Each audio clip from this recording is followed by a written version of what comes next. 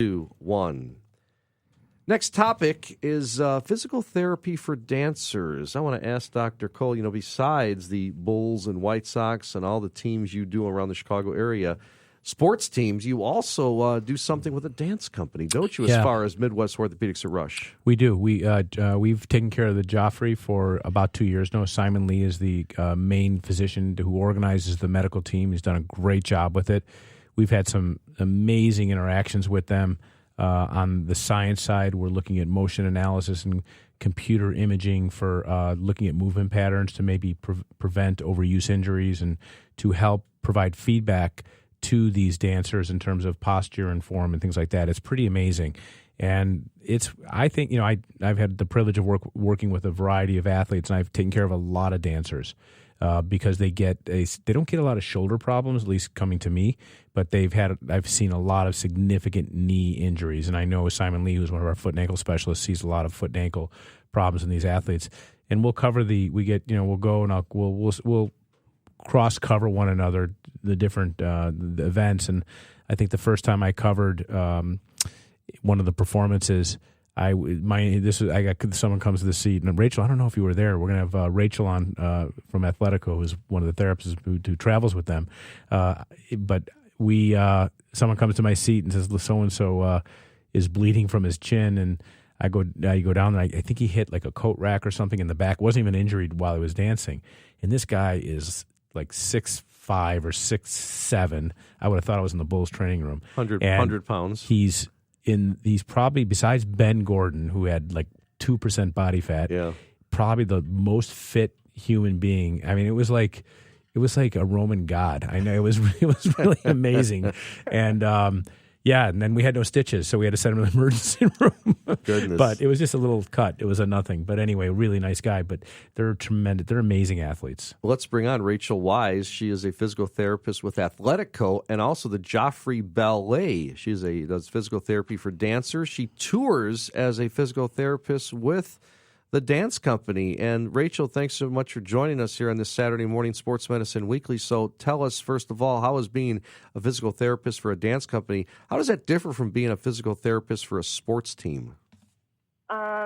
Well, I would say that probably I just have to be really knowledgeable about what they're doing.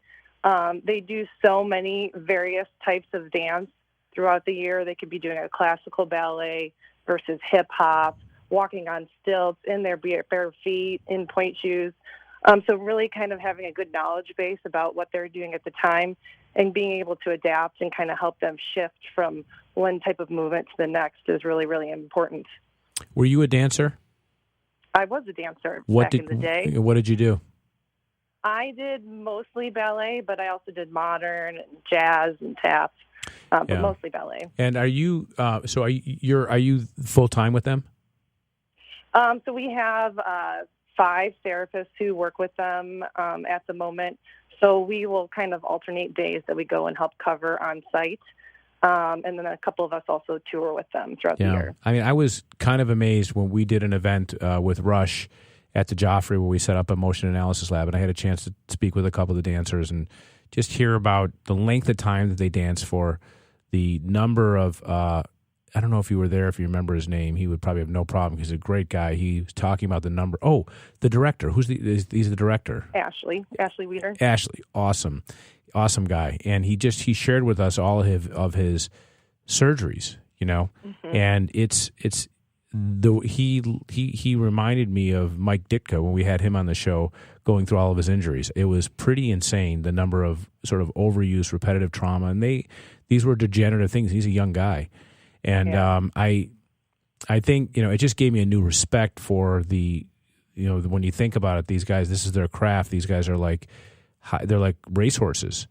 And I use guys, the men and women who do ballet, they're like racehorses. They're truly elite athletes at the highest level because of what they have to make their bodies do.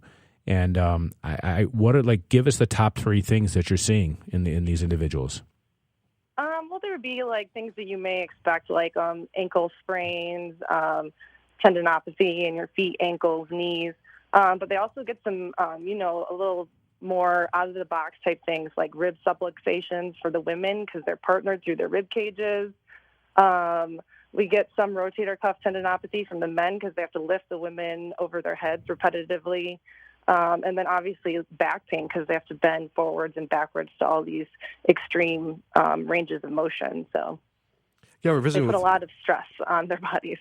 visiting with Rachel Wise from Athletico, a physical therapist and also a physical therapist with the Joffrey Ballet. So what's the schedule like, Rachel, traveling with a dance company during a performance tour?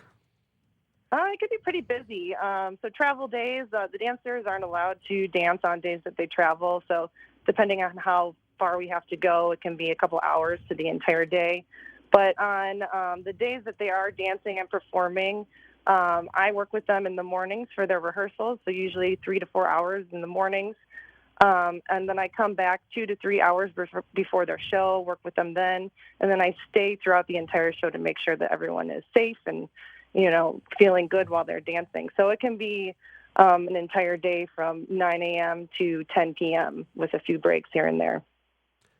Dr. Cole, what have you learned about working with these athletes and these dancers and how it relates to or differs from the Chicago Bulls? I mean, everyone think a big difference, right? But are you learning some things that maybe you extend your practice?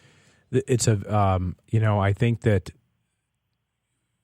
basketball, for example, is a collision sport. It's raw athleticism. You have to be, sort of perfectly tuned, but you can do it probably at 80%. Okay. And the best athletes can probably do it at 70% and still give something. Sure. I don't see ballet that way. I mean, it seems to me, at least in dealing with the athletes that I've had to operate on and what it takes to get them back, and we do mostly get them back, but not always. Because sometimes the problems are really challenging. There are cartilage problems in the knee, things like that even the average mortal can have trouble getting back, let alone a ballet dancer. So I would just say that it's hard to get them back at anything less than 100%, whereas virtually every other sport I deal with, you get a little bit of leeway. So that's just the nature of the elite nature of what they do. Great stuff. We've got to take a break. Rachel Wise. Rachel, thanks so much for joining us here on Sports Medicine Weekly. Thank you. Up next, our Ask the Doctor segment. Stay with us at Sports Medicine Weekly, only on 670, The Score.